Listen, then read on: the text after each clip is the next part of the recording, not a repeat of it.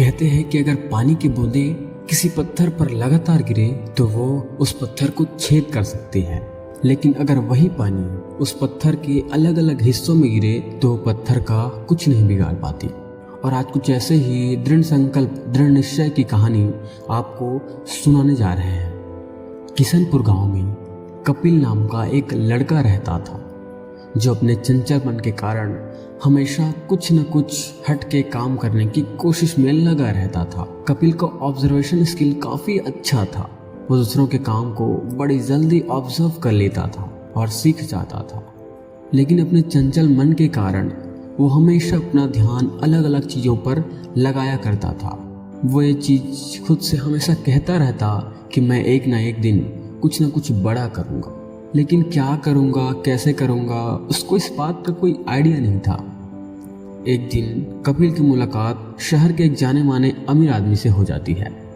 कपिल उस अमीर आदमी से मिलकर काफ़ी खुश हो जाता है और उसके चकाचौंध को देखकर एकदम आश्चर्य हो जाता है और वो मन ही मन ये सोचने लग जाता है कि काश मैं भी इनके जैसा अमीर आदमी होता तो मेरे भी गाड़ी कपड़े सब होते मेरे पास, मैं भी ऐशो आराम की ज़िंदगी जीता। बस ये सोचने की ही देरी थी और उस दिन से कपिल खुद भी अमीर आदमी बनने की सोच लेता है और पैसे कमाने के लिए वो कई दिनों तक भरपूर मेहनत करता है और पैसा कमाने के पीछे पड़ा रहता है। कुछ दिन बाद उसके पास जैसा तैसा करके कुछ पैसा भी इकट्ठा हो जाता है। वो अपने काम में लगा ही हुआ रहता है कि इसी बीच उसकी मुलाकात एक पढ़े लिखे विद्वान से हो जाती है। कपिल जब उस विद्वान आदमी से मिलता है तो उसके विद्वानता को देखकर वो ये सोच में पड़ जाता है कि काश मैं भी इनकी तरह विद्वान होता तो मेरे पास भी हर प्रश्न का जवाब होता, लोग मेरे पास भी बहुत सारे सवाल लेकर आते और मैं उनकी समस्याओं का हल निकालता।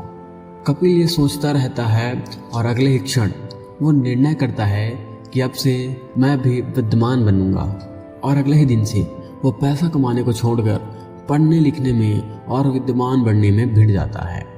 कपिल अभी विद्वानता के पहले चरण यानी कि केवल अक्षर ज्ञान तक ही पहुंचा था और इसी बीच उसके विद्वान गुरु से मिलने उसके पास एक उनका संगीतकार दोस्त आता है और उनके संगीत में प्रसिद्धि की कहानी विद्वान जी कपिल को सुनाते हैं। कपिल गुरु जी की बातों को बड़े ध्यान से सुनता है और कुछ दिन बाद ही उसे संगीत में अधिक आकर्षण दिखाई देता है और इसलिए वो निर्णय करता है अब संगीतकार बनेगा, एक सिंगर बनेगा। और अगले ही दिन से वो अपने गुरु के दोस्त प्रसिद्ध संगीतकार से संगीत की विद्या लेने चला जाता है। इसी तरह काफ़ी समय बीतता जाता है और उसके विचार बनते बिगड़ते रहते हैं। ना तो वो अमीर बन पाता है, ना विद्वान बन पाता है और ना ही एक अच्छा संगीतकार बन पाता है। तब उसे बड़ा दुख होता है और परेशान मन से वो एक नदी किनारे बैठा रहता है। उसी वक्त एक महात्मा जी वहाँ से गुजर रहे होते हैं और उनकी नज़र कपिल पर पड़ जाती है और वो कपिल के पास जाकर पूछते हैं कि काफ़ी उदास और परेशान दिख रहे हो बेटा, आखिर बात क्या है। और फिर कपिल उस महात्मा जी को सारी बातें बताने लगता है।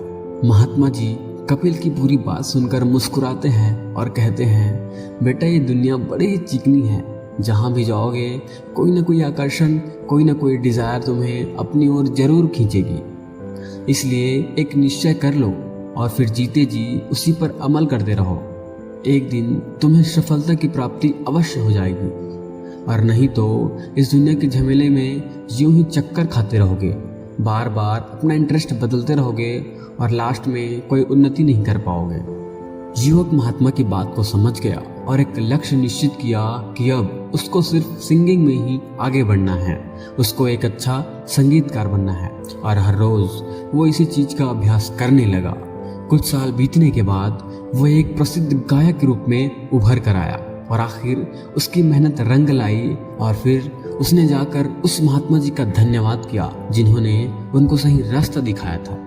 दोस्तों, अक्सर हम भी उस कपिल की तरह रोज नई नई चीज़ों को देखकर अट्रैक्ट हो जाते हैं और जो कर रहे होते हैं उसको वहीं छोड़ देते हैं, जो आगे जाकर हमें कहीं का नहीं छोड़ता है। इसलिए हमें भी शुरुआत से ही एक लक्ष्य, एक गोल बनाकर उसी दिशा में मगन होकर लगातार मेहनत करना चाहिए इधर उधर भटकने की बजाय एक ही जगह, एक ही लक्ष्य पर डटे रहने से ही सफलता व उन्नति पाई जा सकती है। क्योंकि कुएं से पानी भी 1000 जगहों को खोदने से नहीं, बल्कि एक ही जगह को 1000 बार खोदने से मिलती है।